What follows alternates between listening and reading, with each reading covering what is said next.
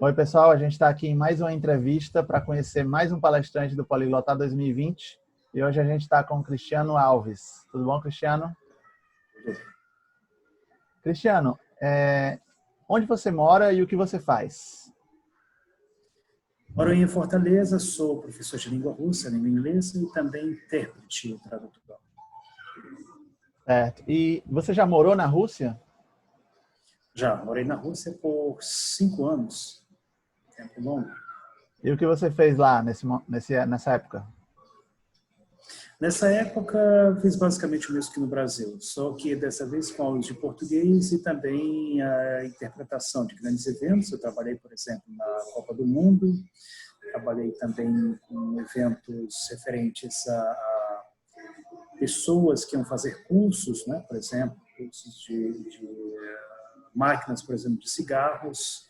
Também fiz traduções judiciais, traduções jurídicas, referentes a processos que envolviam brasileiros. Basicamente, o que eu fazia aqui, eu fiz lá, só que com, digamos, novos tópicos, digamos assim. E quando foi que você começou a se interessar por línguas estrangeiras? E quais línguas você fala também? Basicamente, desde criança. Desde criança, eu acredito que, como muitas pessoas aqui em Fortaleza, tiveram um contato ainda já desde a mais tenra idade com pessoas de diferentes nacionalidades. De países como, por exemplo, a gente sabe que na cidade tem muita gente da Itália, dos Estados Unidos. Tinha uma época que italianos, argentinos, eles lideravam e muitas vezes eu ouvia essas pessoas conversando. Ouvia falar de outras culturas também pela televisão. Na minha época, eu via, por exemplo, seriados japoneses, Jaspion, Jiraiya. E eu, claro, ficava interessado nessas culturas. Eu sabia que aquilo ali, na realidade, era uma dublagem, que a língua mesmo deles original era outra, não era a voz mesmo dos atores, mas de dubladores, e pessoas despertaram a curiosidade. Eu ouvia falar de comida italiana, eu ouvia falar da cultura japonesa. Nas próprias Olimpíadas, eu via que tinha diferentes países que tinham resultados muito melhores que os resultados do Brasil. Na minha infância, quem liderava era a União Soviética, a Alemanha Oriental, Cuba. E eu entendia que eram povos que tinham uma cultura diferente, falavam uma língua diferente. E sempre tive a curiosidade de saber como é falar um idioma estrangeiro. Como é falar uma língua estrangeira, especialmente de países que estavam sempre em alta ali. Fosse nas Olimpíadas, fosse no plano científico, por exemplo. Na minha infância, eu vi muitas grandes invenções científicas que estavam se desenvolvendo. Nós não tínhamos ainda essa tecnologia que nós temos hoje, mas eu vi, por exemplo, falar do Buran, um ônibus espacial que era controlado remotamente. Isso tudo me deixava muito impressionado. Saber que havia países e regiões do mundo que, nas quais durante grande parte do ano, e às vezes até mesmo durante todo o ano, elas ficam cobertas de neve. Os animais são outros, o clima é outro, as pessoas se vestiam de uma forma diferente, tudo isso sempre me interessou. Daí a minha primeira língua estrangeira foi o inglês. Nessa época eu morava numa cidade muito pequena, chamada Angicos, e não tinha aulas de inglês na escola. A primeira vez que apareceu um professor de inglês lá foi uma grande sensação. Eu ficava com inveja dos meus colegas que tinham aprendido uma palavrinha, outra eu não entendi absolutamente nada de inglês. Até que meu pai, ele pegou um livrinho que ele tinha, começou a me ensinar algumas palavras. Depois eu fui para outra cidade maior, que foi a cidade de Mossoró, no Rio Grande do Norte, assim, em Fortaleza, mas morei em diferentes cidades do Brasil. E lá eu comecei a ter aulas de inglês na escola, com uma professora que realmente era uma professora de inglês. E nisso eu era talvez o único aluno da sala que realmente ficava interessado mesmo, que prestava atenção nas aulas. Enquanto muitos colegas meus brincavam com a língua, com as palavras.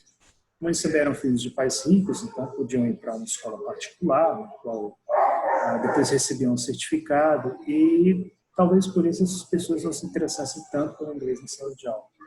Depois eu estudei inglês na Universidade Estadual do Rio Grande do Norte e fui depois estudando mais.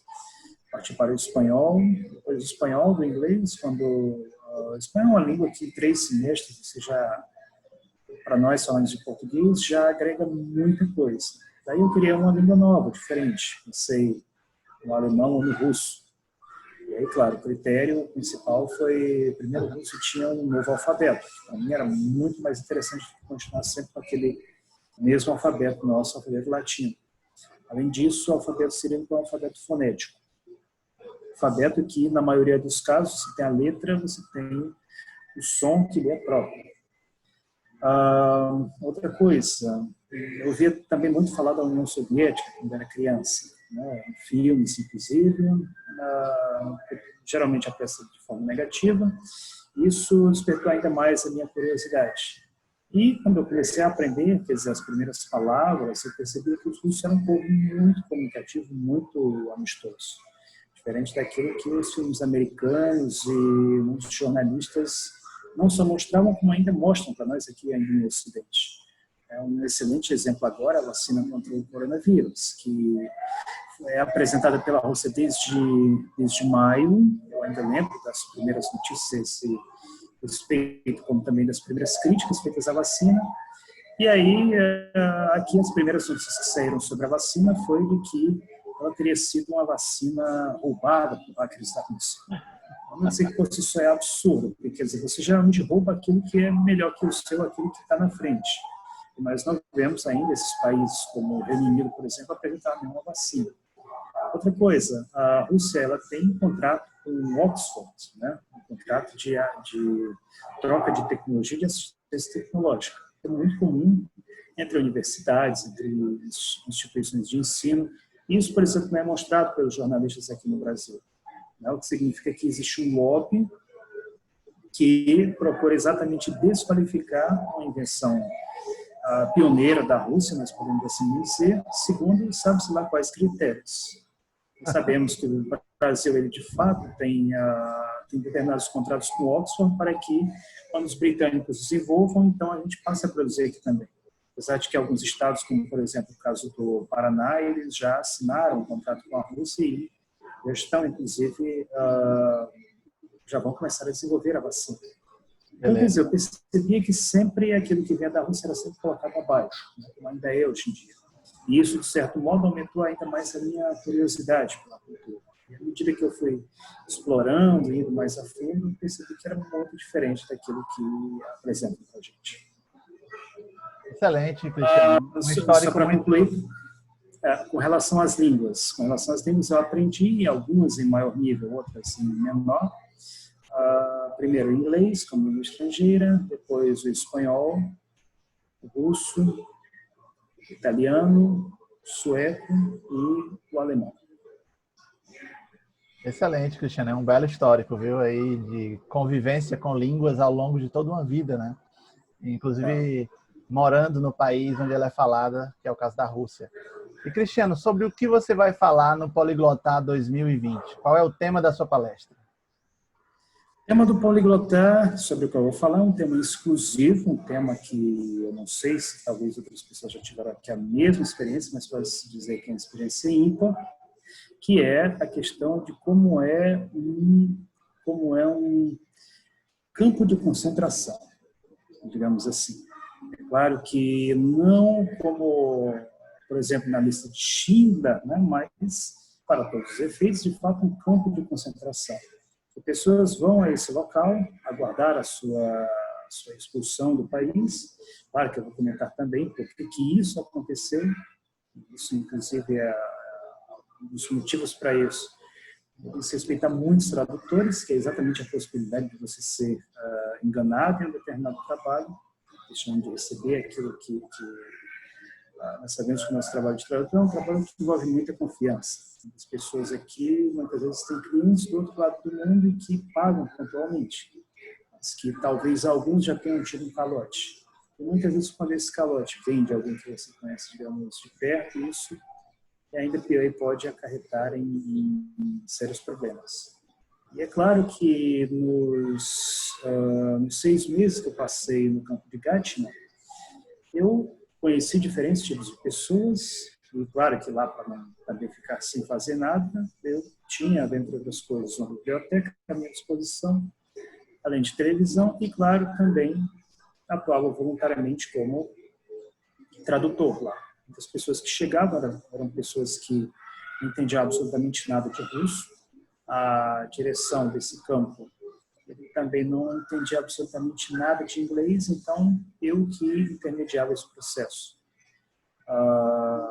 Isso, né, para vocês entenderem a seriedade da coisa, ia desde traduções simples, como, por exemplo, passar instruções, explicar as regras da casa, digamos assim, até mesmo situações de muita tensão, em que você tinha ali dois, né, já pronto para partir um para cima do outro, um lado e outro agarrando, e que você tinha que dar a tradução certa exatamente para evitar uma briga ali.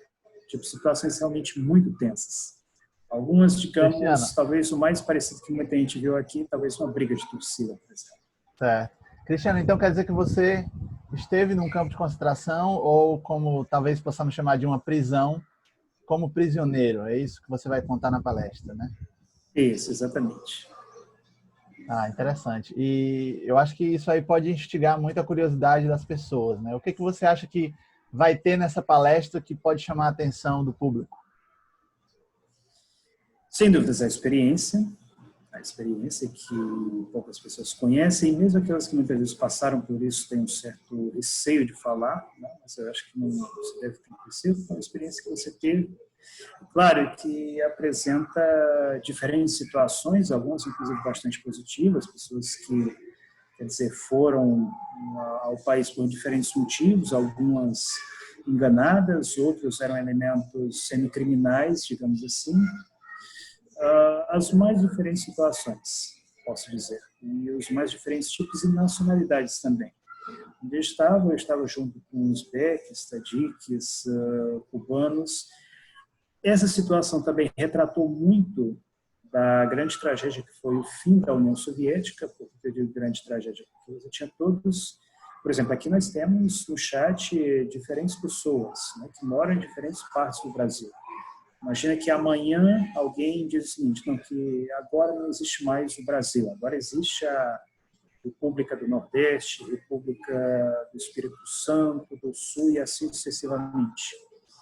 Então, nós, quer dizer, que antes éramos compatriotas, já não seremos mais compatriotas. E assim, pessoas que antes, quer dizer, podiam conviver ali no mesmo espaço, tinham uma casa comum, digamos, de repente passam a ser estranhos umas para as outras, a ponto de já não poder mais, por exemplo, visitar aquela parte da casa ali, porque aquela parte da casa agora é outro país. Né? E no caso da União Soviética, isso é ainda mais grave, porque todas as pessoas que estavam lá eram pessoas que um dia foram compatriotas daqueles que guardavam essa prisão. Eram pessoas que, como eu posso dizer, eram pessoas, inclusive, cujos avós, na maioria dos casos, combateram do mesmo lado, juntos, no mesmo exército, durante a Segunda Guerra Mundial contra o nazismo. Essa é outra situação que nós não podemos esquecer. E que estavam ali agora, digamos, como estranhos, melhor dizendo, como indesejados. Pessoas que cresceram, inclusive, eu vi, né, nessa prisão diferentes gerações de uzbeques, por exemplo, assim como também uma outra cultura. Sabe o que eu estou falando? Para os uzbeques, a sociedade deles é uma sociedade bastante tradicional. E nessa sociedade, você tem uma hierarquia correspondente à sua idade. Quando um uzbeque começa a conversar com você, é muito comum que uma das primeiras perguntas vai ser qual é a sua idade. Por quê? Porque quanto mais velho você é, mais respeito você tem na sociedade. Então, se duas pessoas, digamos, estão discutindo ali numa situação, uma tem 40 e outra tem, digamos, 30 anos, então a preferência vai ser dada para aquela que tem 40. Outra coisa, todos, por exemplo, todos não, mas digamos que 95% do que estiveram comigo, 95% eram seguidores do Islã. O Islã, por sua vez, possui um olhar diferente sobre muitas outras questões, uma forma certa de fazer certas coisas. Eles tinham, por exemplo, o namaz, né, que era seguido 3 vezes ali por dia. namaz é como é chamada a oração muçulmana, o culto, a oração, melhor dizendo, qual muitos ali se reuniam. Convenhamos que, como muitos mesmos diziam, muitos faziam isso mais por, como se diz, mais para se mostrar, né? Tipo aquele sujeito que nunca vai à mesquita e tal, nunca faz namaz, mas aí não, sou muçulmano, então ele tinha que fazer ali na frente de todo mundo. Havia também, claro, aqueles que... Tudo bem. Resta lembrar que não é a primeira vez que você participa do Poliglotar. Você já esteve no Poliglotar 2016, na primeira edição, quando você morava na Rússia e fez uma videoconferência, em 2016. Correto. E foi bem legal, você estava num café, eu acho, e fez a sua apresentação sobre a cultura e língua russa. E agora você vai falar de outra experiência pessoal. Então, quais são as suas expectativas para a gente finalizar essa entrevista para o Poliglotar 2020? As minhas expectativas é que aqueles que gostam de histórias de terror, aqueles que gostam de direita, aqueles que gostam de saber sobre outras culturas, venham, porque vai ter muita coisa que ninguém mais poderia contar a você. Isso vocês podem ficar seguros, experiências exclusivas. Então quer dizer que você conheceu a Rússia por fora e por dentro, é isso? Isso. Então, muito obrigado, Cristiano. Pela porta da frente, pelo tapete vermelho e pela porta dos fundos também. Ótimo. Cristiano, e você tem um canal também que você fala da Rússia ainda ou não? Ainda tem um canal, ele por enquanto está com muito vídeo ainda, inclusive para colocar em dia. Tem 2 canais, na realidade. Um mais voltado para a política e outro mais voltado para a cultura russa, precisamente. Eu estive acompanhando agora a crise em Belarus, por isso não coloquei muita coisa no Russificando. Russificando, que é o meu canal de cultura russa, vocês vão aprender muita coisa lá. E quem tiver interesse, será bem-vindo. Eu já conferi muitos vídeos do Russificando e são muito interessantes, cheio de conteúdo, informações valiosas, filmagens no local, por uma pessoa que conhece a história ali do país de cabo a rabo. Então, vale a pena conferir Russificando, o canal aí do Cristiano Alves. Então, Cristiano, muito obrigado pela entrevista. A gente se vê daqui a 2 semanas no Poliglotar, correto? Ótimo. Então, obrigado. De nada.